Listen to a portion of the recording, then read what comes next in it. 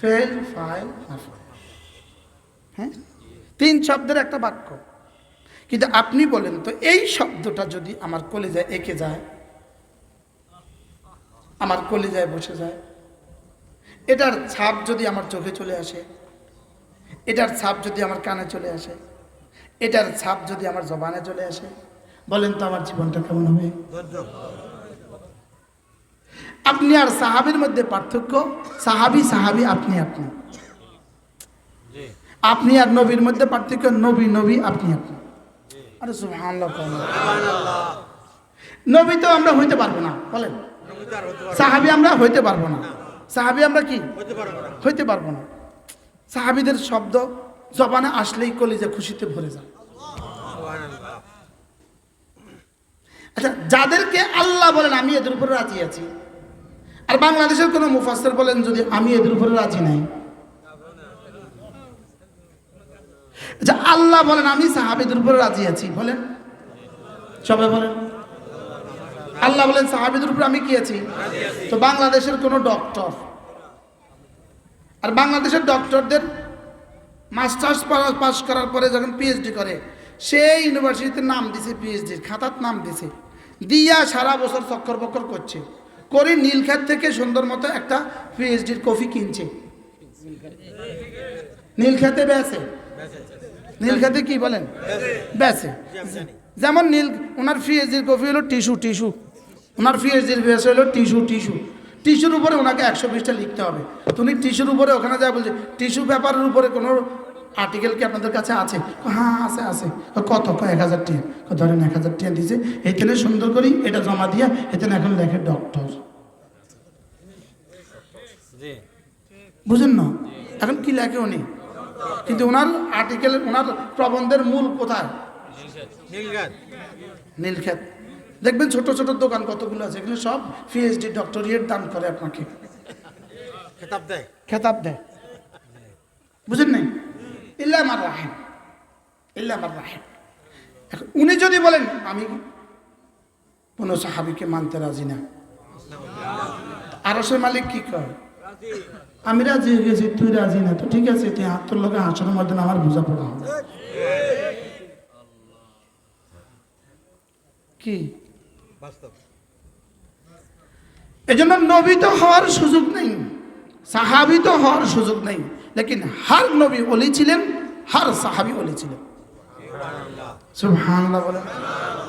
ওলি হওয়ার সুযোগ আছে না নাই? হ্যাঁ, সাহাবী হওয়ার সুযোগ নাই, নবী হওয়ার সুযোগ কি? লেকিন ওলি হওয়ার সুযোগ কি? আছে আছে আছে। তো যদি আমি আমার এই কথা মনে রাখতে পারি, 24 ঘন্টা যদি আমার কলিজায় এই কথা আসে যে আল্লাহ আমাকে দেখেন, 3 বার বলেন, বলেন আল্লাহ, নিশ্চয়ই বলেন, নিশ্চয়ই আল্লাহ আমাকে দেখেন, আবার বলেন। এটা তো এখন আমরা বলছি মুখে, কিন্তু এই কথাটাকে যদি আমি প্রতিদিন আওড়াতে থাকি, দৌড়াতে থাকি, দৌড়াতে থাকি, দৌড়াতে থাকি, দৌড়াতে থাকি, এটাকে যদি বারবার ভাবতে থাকি, ভাবতে থাকি, ভাবতে থাকি, তা আমার চোখ কেমন হবে?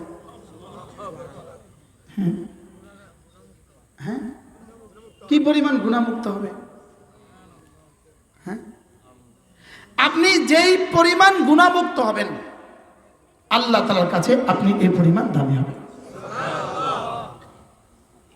যেই পরিমাণ আপনি গুণামুক্ত হবেন, আপনি আল্লাহ তাআলার কাছে এই পরিমাণ দামি হবেন। কি ভাই, আপনার দুনিয়া আখিরাত এই পরিমাণ সুন্দর হবে। শুধু আমাদের অলিপুরি দামাত বারাকাতুহু পড়া সুন্দর বলেন, অলিপুরি সাহেবের এই কিতাব আমার কাছে আছে, নির্ভেজাল ইবাদত, নির্ভেজাল জীবন, নির্ভেজাল ইবাদত, এটা বই আছে, ছোট্ট একটা বই আছে, নির্ভেজাল ইবাদত, নির্ভেজাল জীবন। অলিপুরি সাহেব বলেন ফরজ ওয়াজিব ছাড়বো না, বলেন কোনো গুনাহ করব না, কোনো সুন্নত ছাড়বো না, কোনো নফল ছাড়বো না।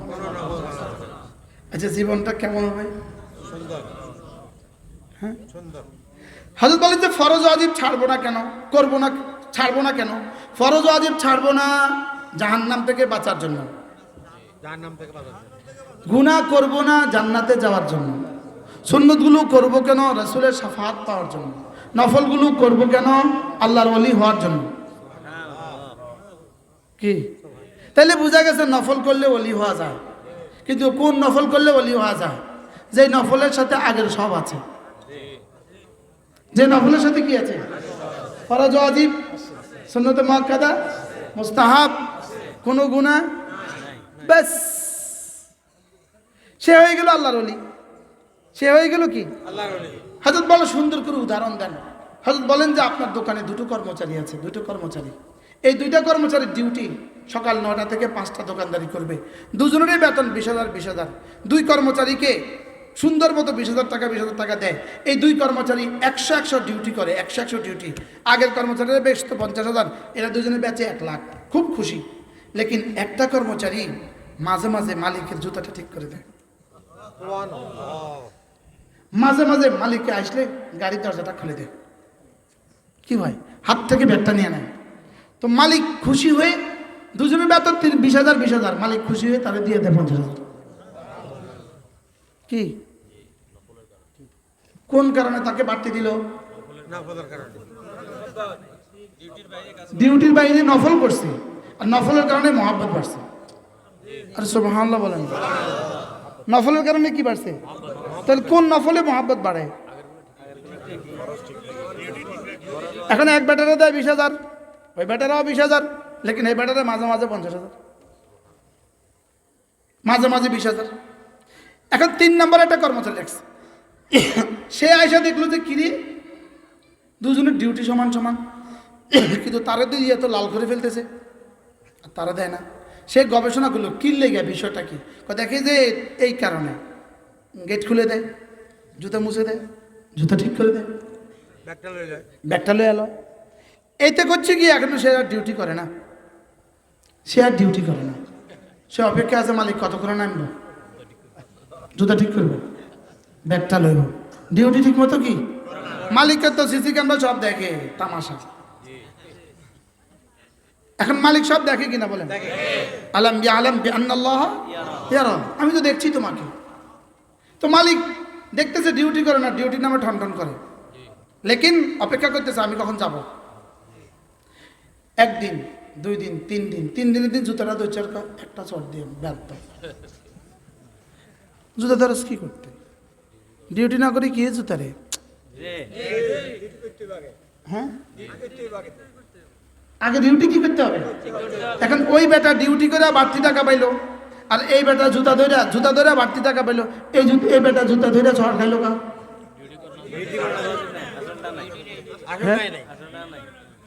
আসলটা নাই। কি নাই বলেন?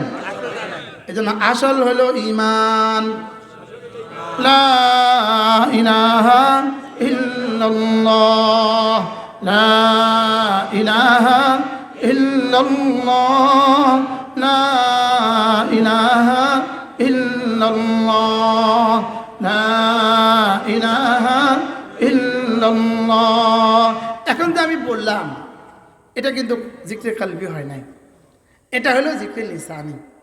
জিকরে লিসানির পুরস্কার কিন্তু 10, জিকরে লিসানির পুরস্কার কিন্তু 10। জিকরে লিসানির সাথে যদি জিকরে কলবি মিলে, এটা এটা এটা এটা এটা এটা যদি একসাথে হয়, তাহলে এটার দাম হয়ে যায় 10 হইতে বাড়তে থাকে।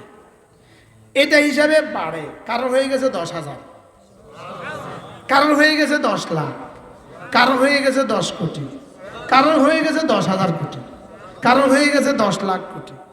কারো বেলায় রব্বুল আলামিন বলেন, ফেরেশতা ওটা তুই দিস না রে, এটা আমি দিব।